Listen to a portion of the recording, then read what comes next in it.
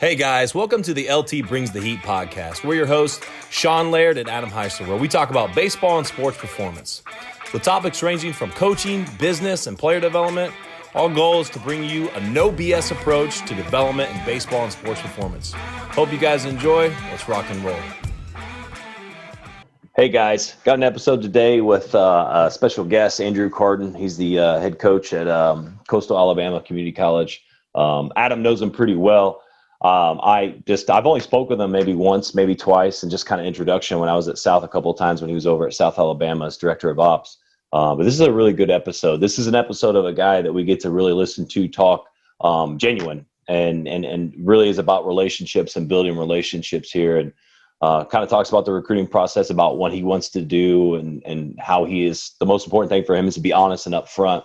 And he also talks about his organization skills and what really sets him apart as a coach and his attributes. Adam, what else did you really catch on here that is really enjoyable and something you want guys to hear? Yeah, this was a great episode because, like you mentioned, he's real. He is who he is. He's not a screamer and a yeller. He's going to be Andrew Carden, the coach, as well as the person, as well as the recruiter, and he's up front with these players. And I know me and you both can respect that so much, as well as you already brought up organization as well. He goes into detail of scheduling his practices on Sunday nights, and he relays the message to his teams to help them understand what they're about to embark on the whole week. So it's not day to day. It's not hour to hour. He'll give you a week schedule and does a great job in explaining that standpoint, and does a great job talking about just how important junior college is for some players. And this day and age, we talk about it on here all the time. Everybody's so much D1 or bust that they're missing out on great opportunities. Number one, to play, because that's the most important part if you're trying to play the game of baseball, as well as the other stuff that goes into it financially, scholarship wise. Maybe you're a late bloomer. You're not ready to go to that D1 just yet. But ultimately, all it comes down to mainly is, are you going to baseball? Are you going to college to play baseball? And if you are, then you need to go where you can actually play and you're not sitting the bench for a couple of years. What was some stuff that stood out to you? He did a great job, I thought, on hitting the strength and conditioning standpoint. I could see your face lighting up when he got into talking about that. What was some things that stood out to you? Yeah, when he started talking about the player development stuff and how he takes the weight room so seriously and the strength and conditioning part, but also mainly keeping guys healthy. I think that's something that's lost on a lot of guys, parents specifically. But also there's a lot of coaches, and as we talk about, there's a lot of coaches that don't understand the importance of that. And they think that it's like, hey, we're going to be at the field for 5 hours. This is what we're doing, as opposed to, hey, let's have a 3-hour practice, hour and a half lift or an hour lift and really focus on those things. And to me, that's the foundation of every elite program. I use Alabama football as a reference. That's one of the foundations of their program in the process. And I really got to enjoy, especially from the JUCO standpoint, how important that is, and to keep them healthy on the field. So I'm really excited for people to listen and kind of hear from there. Yeah, guys, you're really going to enjoy this episode, and make sure you leave that 5-star review, leave some comments, let us know how we're doing, and enjoy this one, guys. Yeah, guys, and here we go. Hey guys, welcome to another episode. LT Brings the Heat. We're your host, Sean Laird and Adam Heisler. We got an awesome guest today, Andrew Carden. He's the coach at Coastal Alabama CC. How you doing today, Andrew? I'm doing good, Sean. How are you guys? Doing great. Doing great. Awesome. Well, I'd like for you to, Andrew, kind of like, especially with my audience and guys up here up north, kind of introduce yourself, introduce your school a little bit, and kind of your story and the road you got there, and kind of how things are rolling right now. Okay. We're located in Bay Minette, Alabama. We're a Division I junior college. Up until 2017, we were known as Faulkner State. So a lot of the older generations kind of know Faulkner State a little bit more.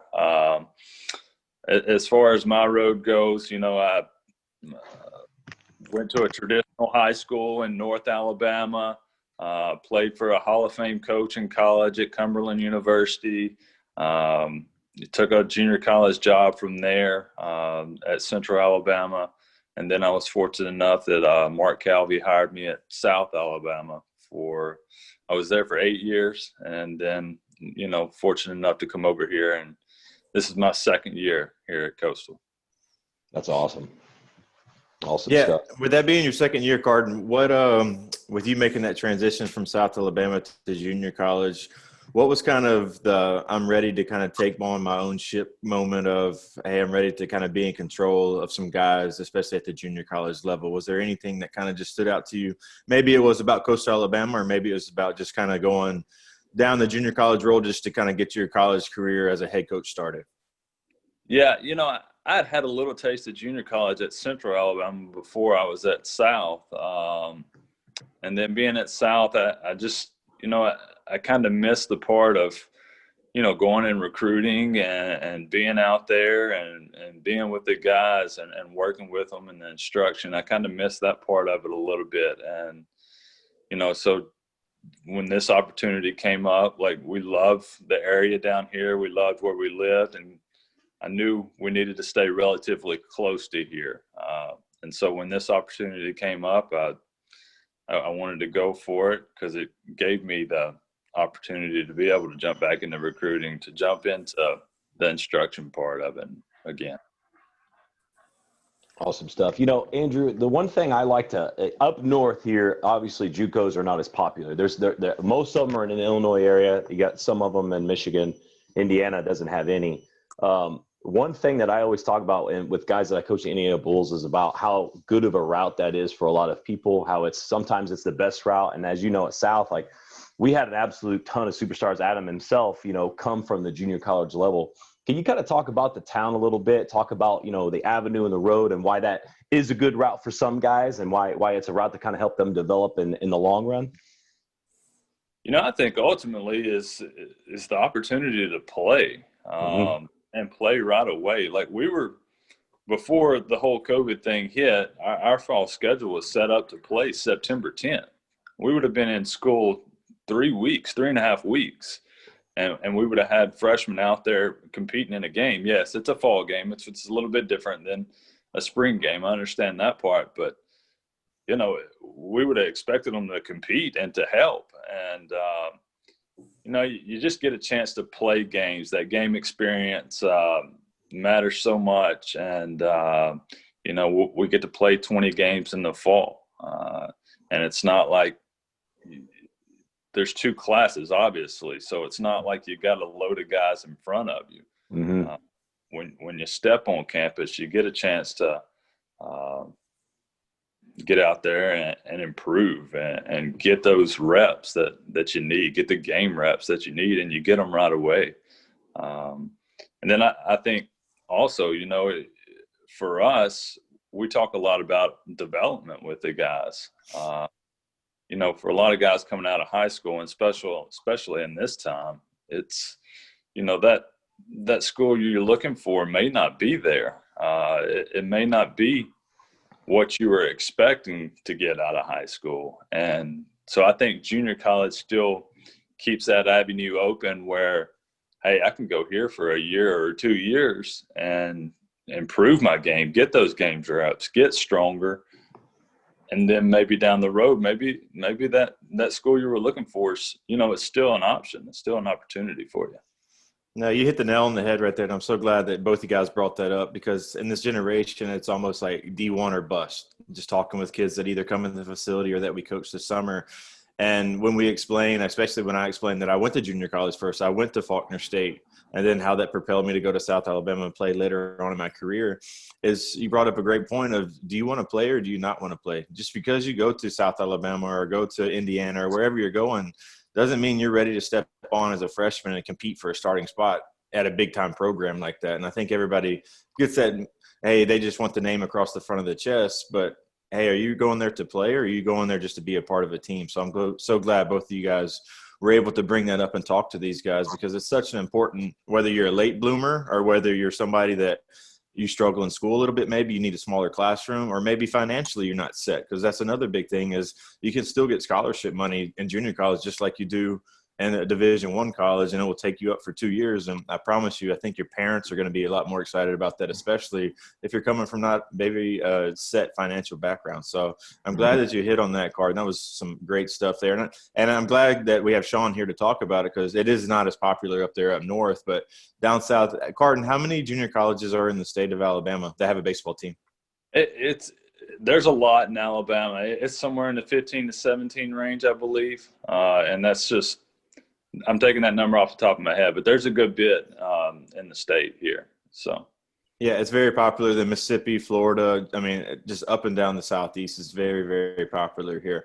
All right, so with that being said, do you expect maybe after the fall semester ends that there's going to be kind of some transfers going on from the D1, D2s, the trying to get into the junior college ranks just because the way the numbers are stacking up with the COVID situation? And just like I just said, I think a lot of these guys are going to get to school or get to some of these 4 years, and they're going to see all these guys that are still there.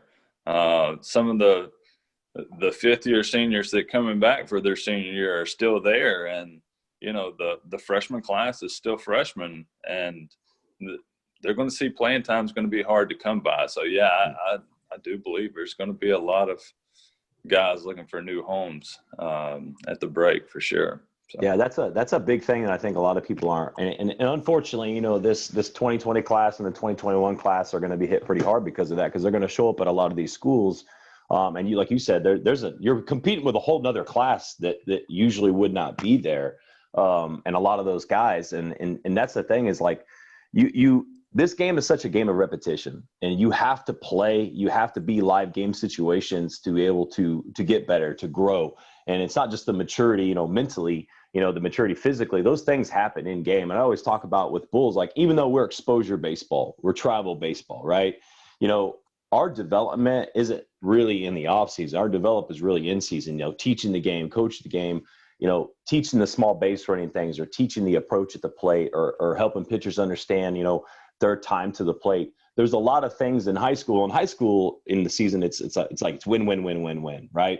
And then in the summer ball, it's completely different. So that's another thing is like, when you're making that decision of, hey, am I going to go JUCO, or am I going to go, do I want to go Power 5, whatever it is, like playing time to me is one of those top 2, top 3 most important things that you've got to consider. Because like you said, in development, and I talked to Mercer at IU and some of these guys, and they always say like the number one thing that when incoming freshmen that are not prepared for, they're not prepared to play every single day, lift almost every single day, the running, the actual work to put on weight. There's a lot of things they're not prepared for. And sometimes that stepping stone at JUCO is sometimes the best route for a lot of guys, especially those guys that are kind of getting overlooked, whether it's a size reason or whether it's a guy that's maybe he's just a gamer and some of the tools aren't necessarily there where they're going to be at yet.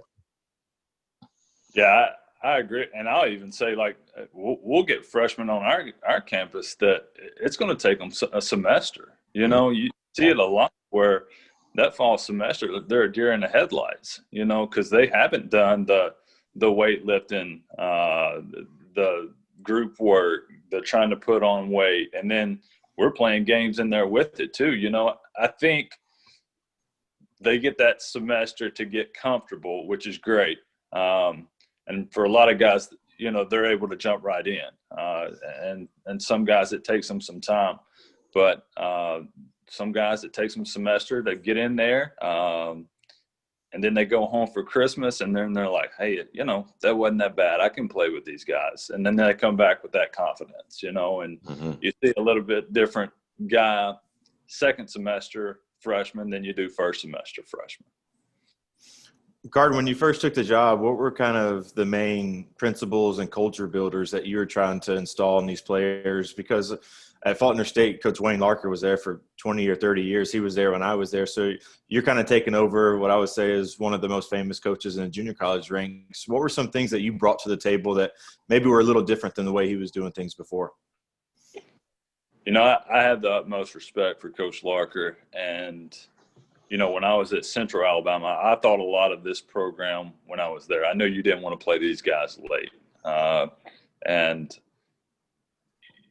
I think the thing that when I took over, Coach Larker had been here 34 or 35 years. So I have a group of third-year sophomores right now. Their first 3 semesters, they saw a new face as head coach each semester. Okay.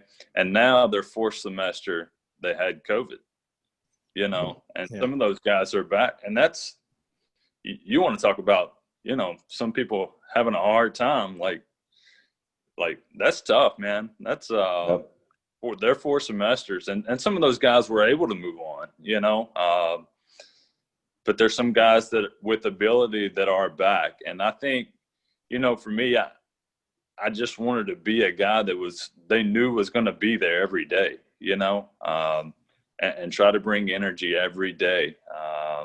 I think with Coach Larker, he was hard nosed, and we want to be hard nosed. We want to be blue collar, like that's the way they were. But just a couple of things like modern wise, like I remember jumping on the bus the first time, and I had a guy like tapping me on the shoulder, and he's like, "Hey, Coach, I got a phone call. Can I take it?" And I'm like, "Yeah, man, you can use your phone." And they weren't used to that, Mm-hmm. But that was Coach Larker.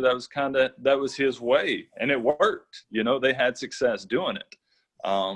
We still want to be that hard nose. We still want to be the blue collar guys like he was. I think one thing for us, the biggest change has been with the weight room. I believe, they were a lot of like body weight, early morning lifts, and a lot of, I hear stories from the guys that play for Coach Larker with the runs, through the woods behind the field and everything. And I think for us, when we start talking about development and getting stronger, we want to be in the weight room. And we're fortunate we have a plan that is devised by a certified strength coach, and he puts our plan together for us, and we have a great plan. It's baseball specific. We do speed work, and so while we're trying to get these guys stronger and we're trying to get some weight on some of these guys, I think the new age feel of it is well, don't run it off of them. You don't go run marathons and run the weight off of them. And I think that's kind of the new age way of thinking, and that's kind of how we go about it. And I think that's been the biggest change for them. It's just having, they know we're going to be in the weight room, especially in the fall. We still get after it in the spring, but we're really after it right now in the weight room. And, most of our running is sprint work type stuff. And as we sit here and talk about, getting stronger and trying to put weight on and stuff like that, well, the sprint work and the weight room stuff is for injury prevention just as much. We take that part of it seriously. And I know there's a lot of things that go into injuries. I'm with them. I told them the other day, I'm with you 3 to 4 hours, like, what are you doing the other 19 to 20 hours? Like, what are you eating? What do you sleep? How much are you sleeping? How are you treating your body? All that stuff goes into injury prevention. So you can only do so much, like as a coach, to implement that. So I'm really glad that you brought up basically the strength and conditioning, the importance of it. And no disrespect to the old school type coaches, that old mentality of the body weight and the long distance. I mean, Adam and I know a lot about that from our playing days. Right. But, obviously, science and as we get older and as the years have gone on, we understand what's better for the ball players and stuff. And, the explosive sprint work, we want to train in the same energy system as ball players are going to train. And that's one thing, like the strength and conditioning world. And I love that you said that, preventing injury in the weight room. I always say, like, our first job as strength coaches is we got to keep these guys on the field. And Adam always talks about it all the time too, is like, we got to keep these guys healthy. And I feel like, actually, I know the majority of the injuries are because the guys are undertrained, especially guys on the bump specifically. And that's something, as a coach, I love hearing you say that stuff, because to me, you can't reach the pinnacle at what you want as a program if that's not a focal point of your program, and making sure that being strong, being athletic, being agile, and also taking care of your bodies isn't one of the main things that you're taking care of with your guys. Can you break us down, like, your communication with a strength coach? Because another thing, and when I was in college, obviously at South, I thought that the communication could have been better from the strength and conditioning side and the coach's side, to make sure we're not doing conflicting things. Can you kind of break us down? They write down the programs, obviously. Can you tell us how many days a week you guys lift, like what you kind of do communication wise? In the fall, we're lifting 4 days a week. And we try to sprint 2 days a week, and that's on days we don't lift.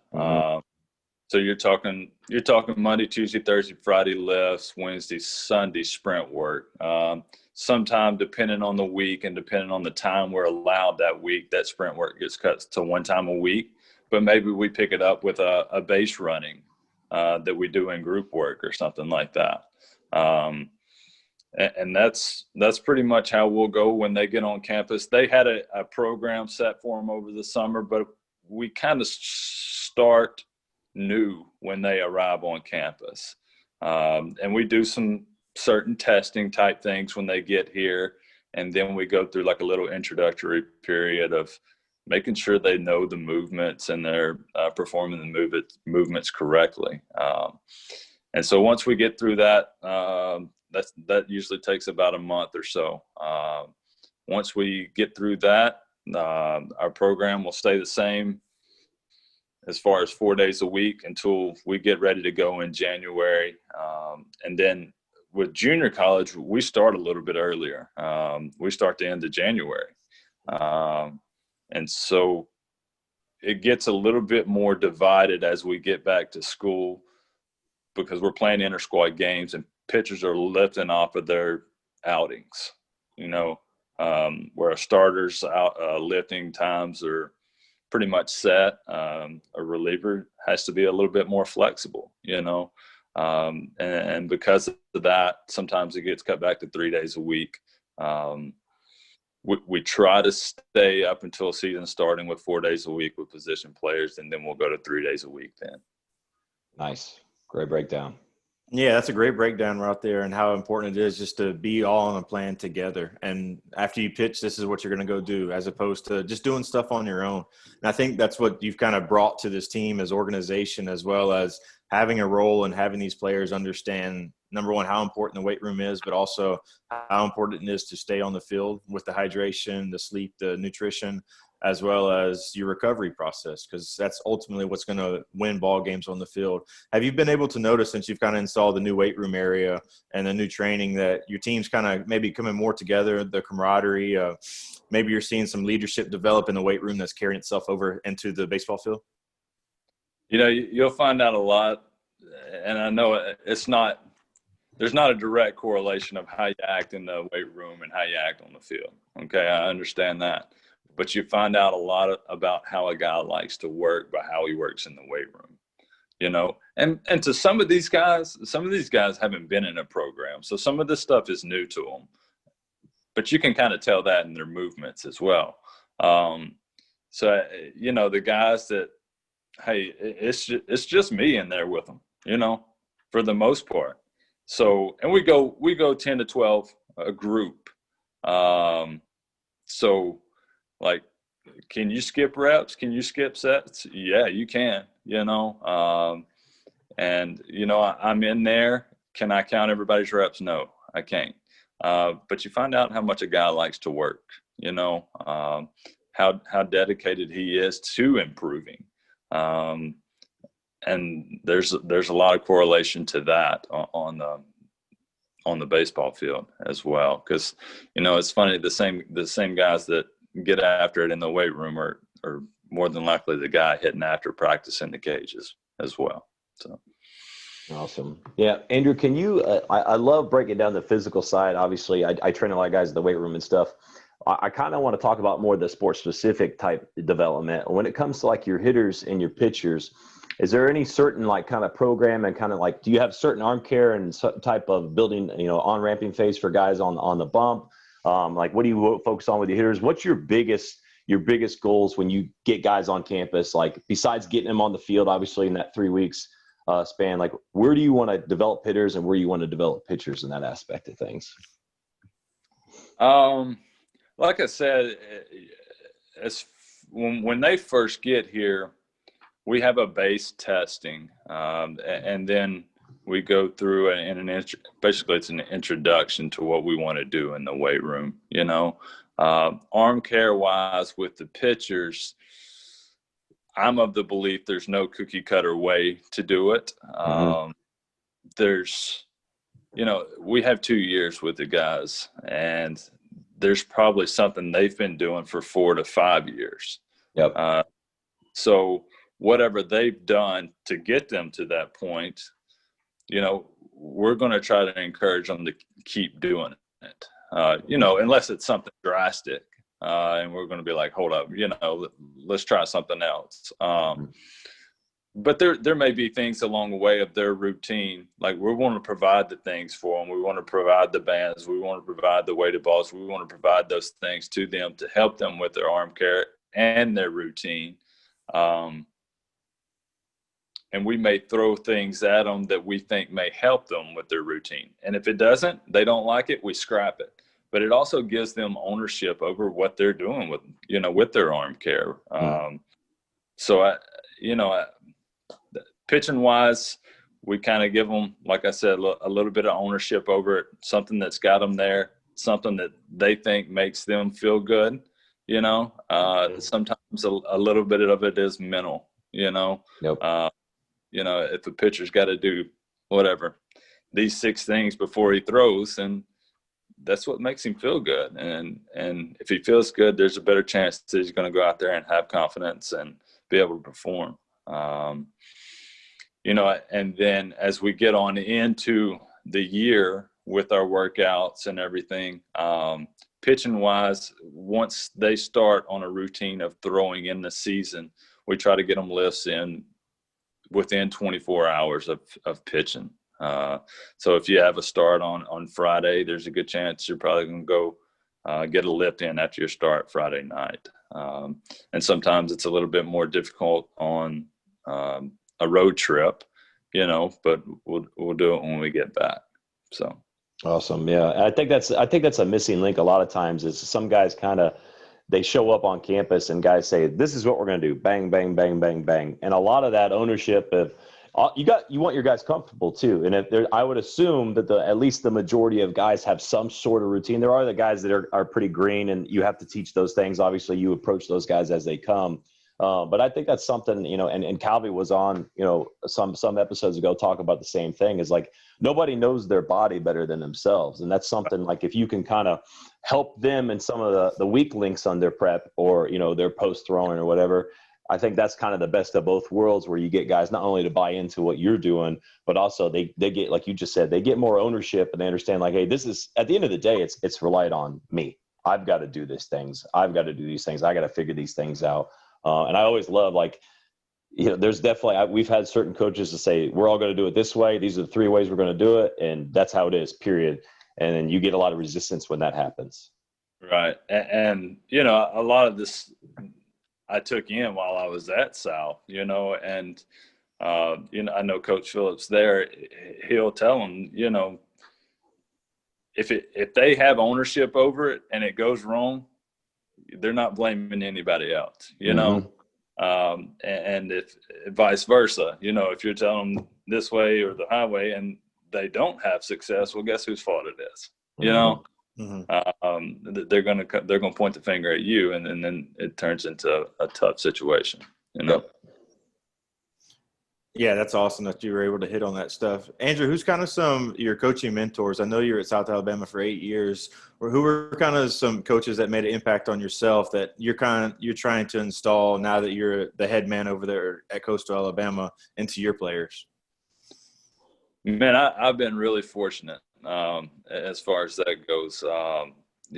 Everybody that I basically played for is a Hall of Famer. It's crazy, in this state, I played at Hartselle High School. William Booth, he's won over 1,000 games. He's still coaching. He's a Hall of Famer in this state. I was fortunate enough to go play for Woody Hunt in Cumberland, probably one of the greatest coaches ever, and I'm not talking just in AI, I'm talking ever. And he had the biggest impact on me. He took me in. gave me an opportunity, and then he asked me to stay. I was a very average player, and then he asked me to stay in G8. And so I stayed there in G8, got a master's out of it. And if you know me, there's no reason I should be sitting here with a master's, So I got a master's out of it, and then I got a job. Win Fletcher gave me an opportunity at Central Alabama. Win Fletcher is one of the only coaches in the state of Alabama to win a junior college national championship, and then here at South with Mark Calvey, the success he had at South Carolina, and then helping turn South Alabama, putting it back on the map, and the knowledge that I was able to learn really from all of them, pick up stuff along the way. But I've been really grateful that those guys, like I said, it's crazy. The coaches that I've had the opportunity to be around. Mm-hmm. Absolutely. One thing I want to ask, and I obviously didn't experience the JUCO atmosphere. What, as a coach, what is some of the hardest things when you have a different influx of players in all the time, every single year? How hard is that, not only from a camaraderie perspective, but as a coach perspective of getting guys to kind of buy in, and during the season specifically, like, what are some of the hardest things that you kind of go through that you really struggle with, and some of the things that maybe you don't necessarily anticipate happening?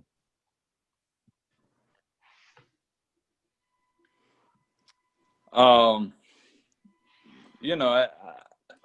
think you find out a lot in the fall, because like you said, you've got a completely, not a completely, but a lot of a new group every fall.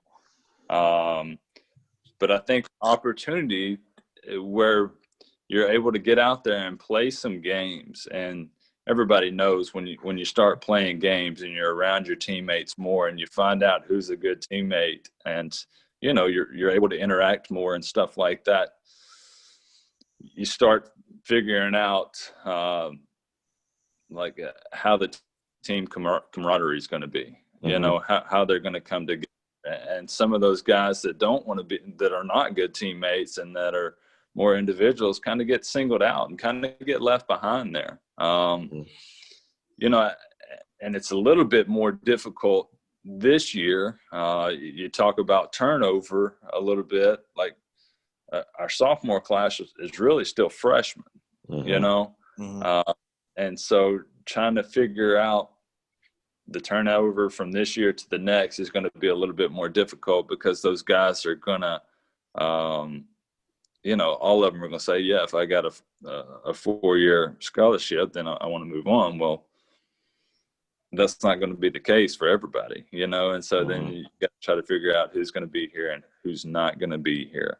I think we're fortunate that, we're able to offer dorms, and those guys are around each other a lot at the dorms, because they're all living, right next door to each other. And so Bay Minette, there's not a lot of distractions in Bay Minette, so they spend a lot of time together in the dorms or going back to the ball field and hitting in the cages. And, you start to figure out a little more about each of them through those things right there as they're around each other a little bit. Absolutely. Yeah, and that's such a big part of just junior college in general. I mean, I remember being back at Faulkner State, and there's not much to do in Bay Minette. You go to class, you go to lunch, you go to practice, you go back to the caf for dinner, and then you either go work out at night, you go hit on the field. Coach Larker was able to leave the lights on. We hit on the field, we hit in the cages. You're in the dorms, you're playing video games with all the guys. I can definitely remember the transition I made from there to South, where the Faulkner State was such a brotherhood kind of type. And then when I got to South, it was just like all wide open. I remember there was a lot of cliques going on, and it took me a while to get adjusted to it, just because I was so used to everybody being together all the time. And then when I made that transition over, it was just a different scenery because not everybody lives in the same place and they're not all coming in at the same time. And it was just a different structure that I had to get used to. But that's the big part I loved about junior college, was just like that brotherhood. And it helped me grow up. Coach Larker helped me grow up. Yeah, he disciplined me, but it helped me grow up. It helped me succeed in the classroom. So for the guys out there that are listening about junior college, like, this is the stuff that you're able to get when you go to junior college that maybe you're not going to get at the big D1 or either D2, NAI, or whatever it is from that standpoint. Hey, from a recruitment standpoint, Carden, we spent a lot of time texting this summer back and forth about certain players and stuff. What is it you like to look for in a player that kind of attracts themselves to you? I'm a big fan of the old school type guy, which is it's cool because that's what this program was built on. The guy that goes hard, the guy that likes to get dirty, the guy that likes to play the game. You can tell when a guy's out there like, hey, he's enjoying playing. He's a good teammate to his teammates. He's picking them up, and you can just tell that he's enjoying being out there. And you got to enjoy it here. There's not all the gadgets, and it's not all bright lights. And like you were speaking about, that's, with junior college, sometimes you got to tough it out a little bit. And I think that's where you get a little bit more of a bond between guys because they toughed it out together, But going back to your question, I try to be upfront and honest with recruits.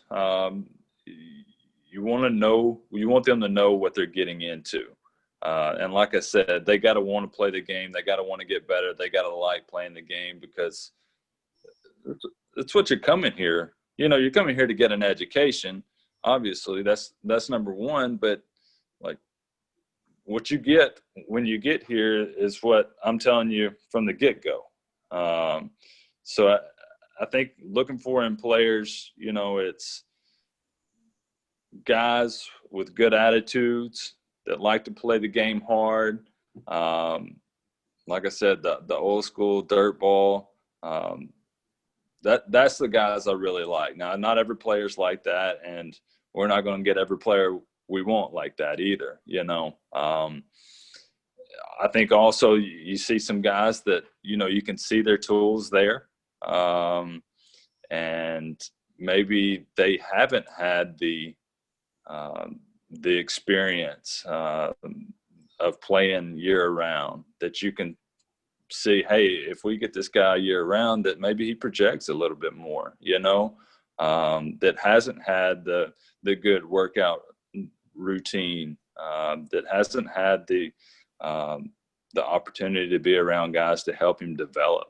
Some of these guys come from small towns that, just are not fortunate enough to have those things at their hands. But you can see the talent in them, and if those guys, you can tell if they like to play the game, if they like being around the game, if they're good teammates, then, I think it's guys that we're definitely interested in. Absolutely.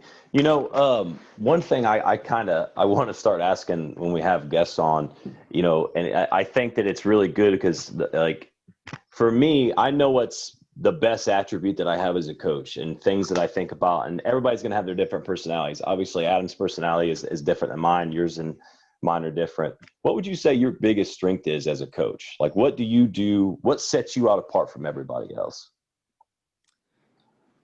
I think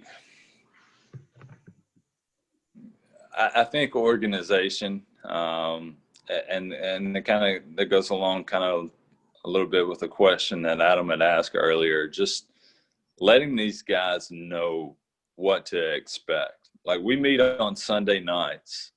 We meet on Sunday nights for study hall, but we also meet so we can go over the plan for the week.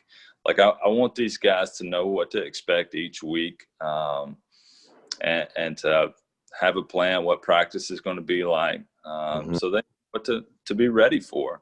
They try not to have any secrets, and it's like that in recruiting too. Going back to what I said, like, I want them to know what to expect when they get there. Yep. And the same thing when you get into the program. I want you to know what to expect each week. If you're planning on starting, we're going to tell you as soon as we make the decision. If you're going to be in relief that game, we want you to know going into the game what kind of role we have in mind for you that game. Mm-hmm. And then the same thing offensively. As soon as we know the lineup, we try to get it out to them. And then if we see a guy that we may use late innings pinch it, we want them to know before the game starts. That way they can prepare the whole game for it. So I think that's, I guess, what I bring best. The players may say differently, but I try to, anyways. I'll say that I try to be organized and let those guys know what's going on. Man, I love that answer right there, and especially like the beginning part before we got kind of chopped off there. Like, communication and organization are two things that are one of the same for me, and it's something that, like, as a player, and I know you guys could testify to this. There's nothing more annoying or more frustrating, and you show up and you have no idea how long you're going to be there, what's going on, like what are we doing today. And it's hard to kind of, buy into that development or buy into what we're doing. And that's something for me, like, especially being upfront and honest when it comes to recruiting, because there's a lot of guys, let's be honest here, there's a lot of guys that are really, they're shady about how they do things.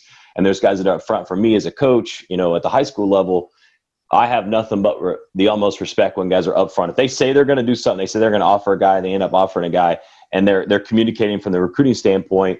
And that's usually one of the same. They're recruiting from, how we're going to do things, how practices are going to go. Hey, what's your job going to be? What's your title going to be? What do I expect from you? Those are so many things. And I think the communication part, a lot of times guys are kind of afraid to say some things. Obviously, as baseball players, I mean, we all have egos at the end of the day. And so there's a lot of aspect of like, hey, how is this guy going to take it? And so I think with you as the leader of that program, that's something that is missed upon on a lot of guys. Like, hey, especially like, I love how you just said you break it down on Sundays and how we're going to do the rest of the week. Like, that's going over and above. Like, instead of just saying, hey, this is what we're doing tomorrow, this is what we're doing today, like, you're breaking down for the entire week. So for me as a player, I want to play for that. I want to understand, like, this is what we're doing for the week. I'm going to get after it. This guy's going to take time out of his day to explain to us what we're doing for the next 7 days. Let's go to war. That's the type of mentality. I love that right there.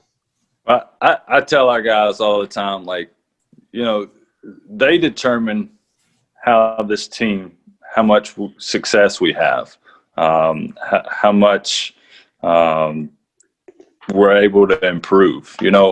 I'm here to organize, to provide structure, to provide discipline, and they pretty much control the rest, So I try to set the plan out there for them, and then, I'm there to pat them on the butt or put them in place, whatever it takes along the way.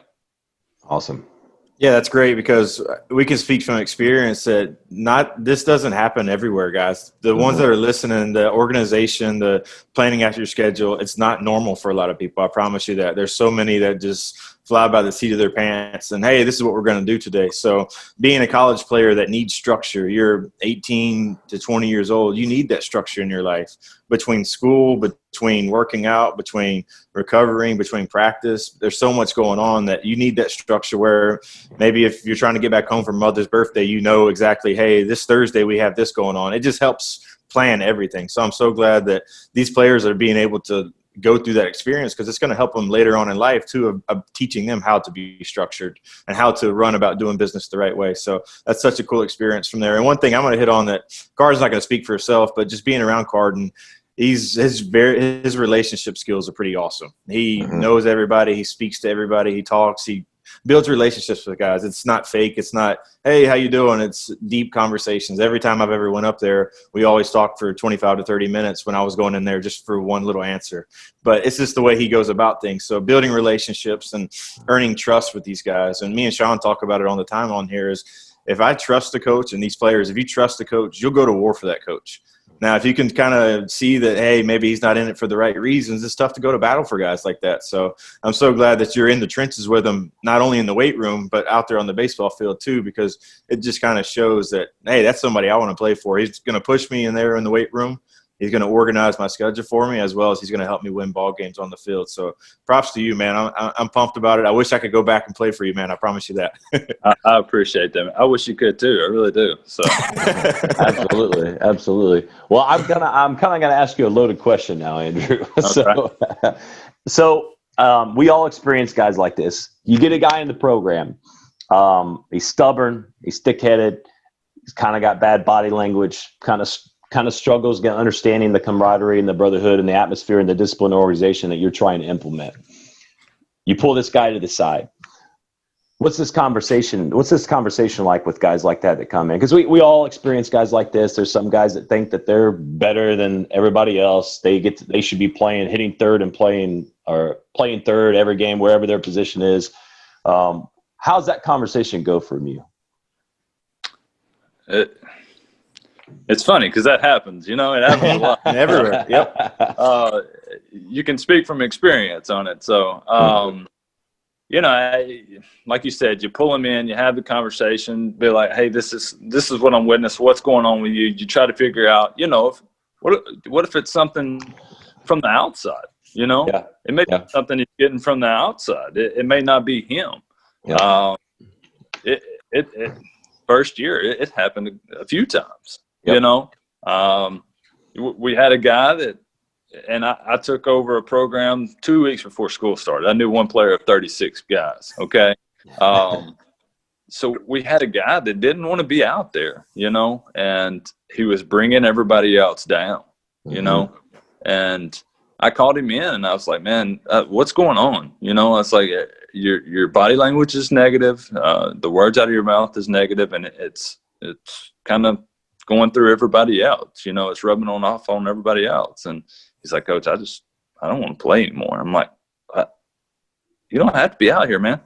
Like, like nobody's making you be out here, and then, there's other experiences where you've had a guy that's one of your better players and he's not doing what he's supposed to off the field, it was easy. It was the fall, you didn't play in what was probably one of our more popular fall games, in his hometown. So you catch their attention that way also. And there's no difference fall and spring with that for me. If you're not doing what you're supposed to off the field and, you're not abiding by the rules, not obeying the rules like everybody else that are set out in front of you, then, the bench is probably going to humble you a little bit. So. Absolutely. Yeah. You gotta wake those guys up a lot of times. There's always guys like with the program with the Bulls is, I will say, in the majority of guys, 90% of guys, they're awesome kids. They come from hardworking families. Then you kind of get that 10% of kind of that entitled type atmosphere. And for me, it's a lot of the stuff, like you said, from the outside, so maybe he doesn't want to play. Maybe he's not happy here, or maybe he's being, he's been treated a certain different way. And to me, I think as a coach, our biggest jobs is to be honest and upfront with guys, because it's not just going to help your program. It's going to help them in their life for the rest of their lives. Because I think, kids and young men and ball players, they get all these voices, whether it's mom or dad or this buddy or that buddy, like, hey, you should be this or you should be that. You are this guy. You are this guy. And at the end of the day, it's, as coaches for me, and I'm willing to have those uncomfortable conversations, as well as I know you and Adam are. That's kind of one of the things that I think that is most vital for us as coaches is like, hey, we got to call guys out on their stuff. We got to tell them how it is. And at the end of the day, like, we're helping these guys become men, and helping them how they handle themselves, and also learning to have that conversation. Because there's sometimes we get those guys, there's going to be guys that bring other people down, like you were just saying. And we got to nip that in the bud as soon as we can, as soon as we see that. I'm glad that you kind of broke down how you approach those things, because at the end of the day, they start sitting the bench, they start thinking about, hey, what can I do to prevent this from happening?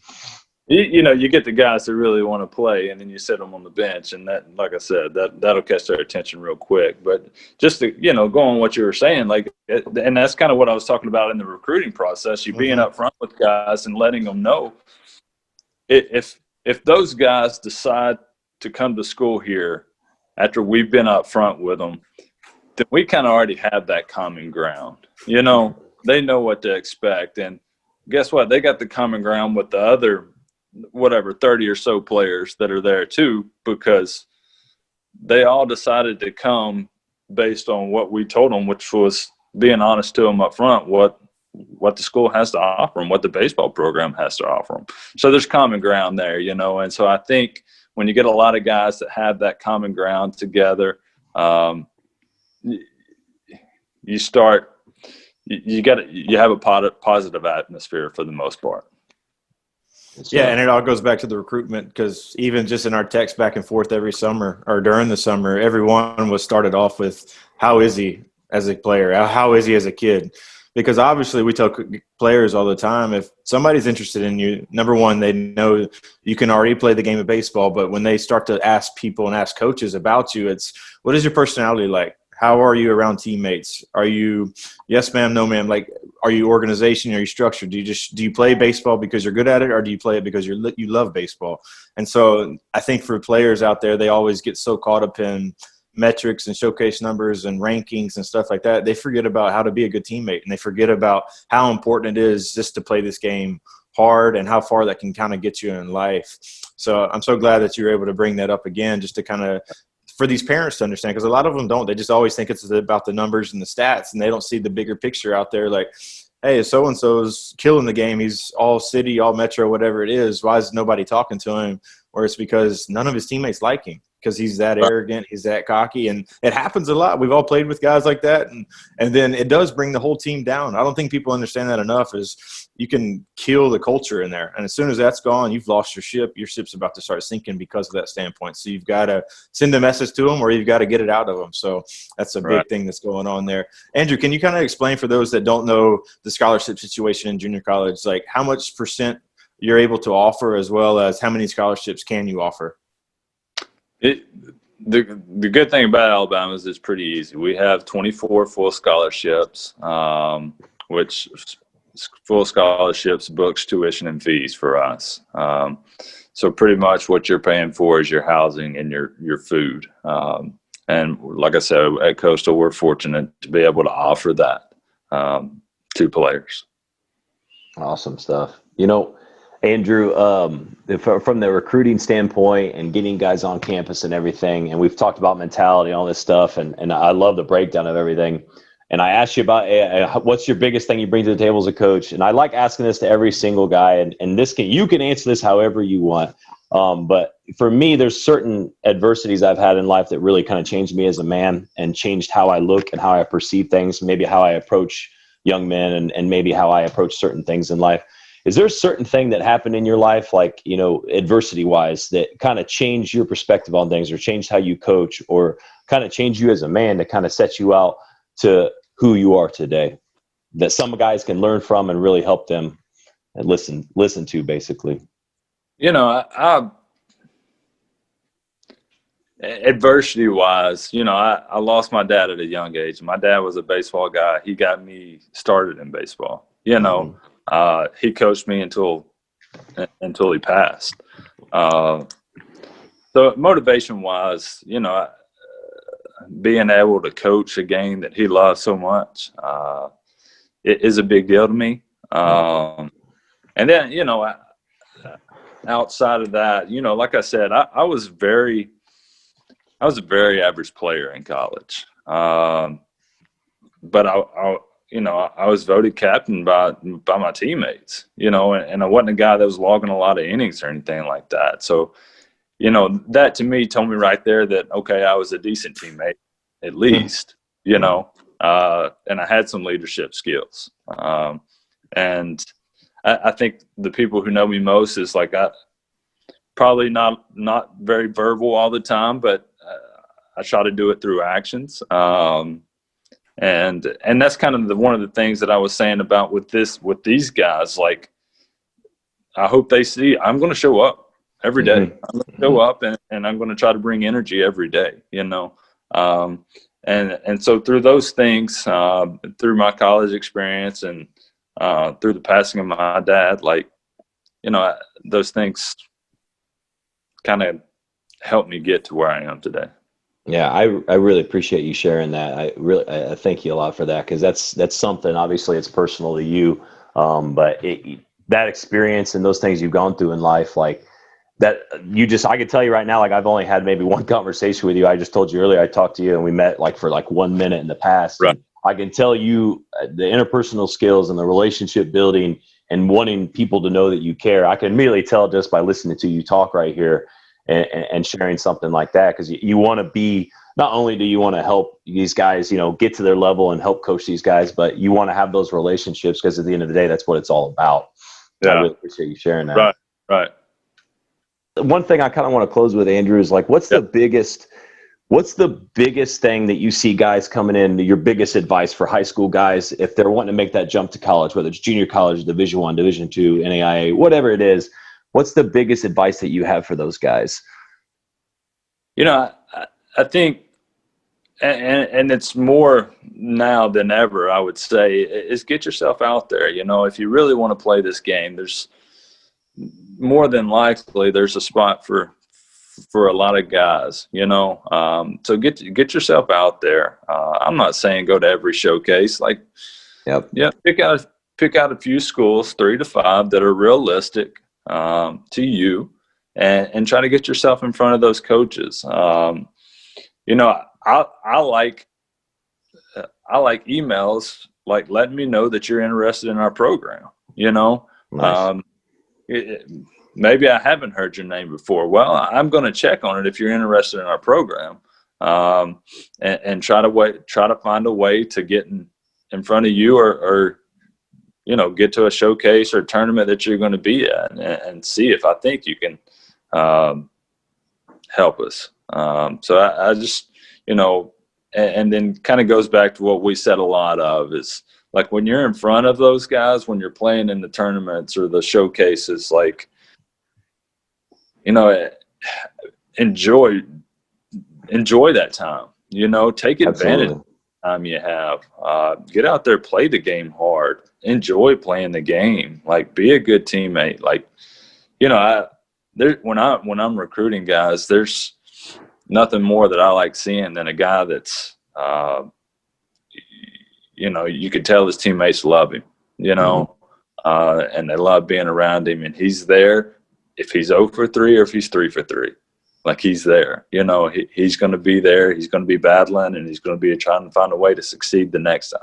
So get yourself out there, take advantage of your opportunities, and that's all I got.